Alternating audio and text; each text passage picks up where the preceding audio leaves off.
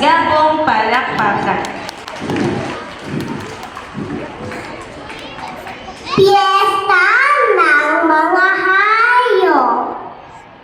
Isang araw, nagplanang mga hayop ng masayang piyesta sa gubat.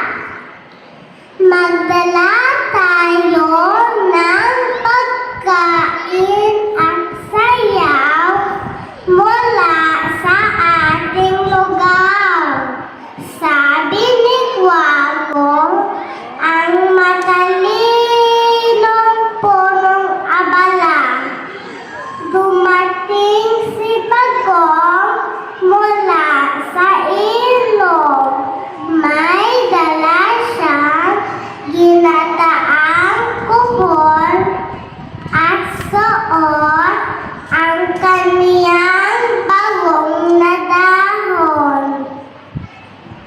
Si Unggoy naman ay galing sa bundok. May dala siyang malagkit at umawit. Siya sa sarili niyang wika.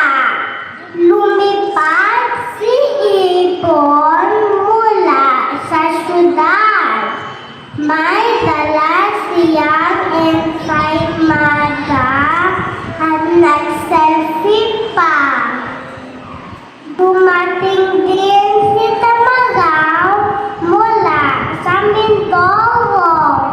Sumayaw siya ng katutubong sayaw at may dalang suman. Magkakaiba man ang kanilang kasuotan, pagkain, sayaw at wika. Masaya sila, nagsalo-salo at nagtulungan.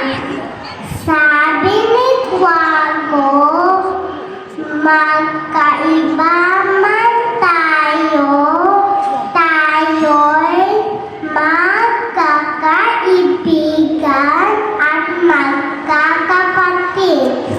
Mga guro, mga bata at mga kaibigan, ano ang aral sa aking kwento? Sa kabila ng ating pagkakaiba-iba, mas makulay at masaya ang mundo kung tayo'y magkakaisa at nagtutulungan.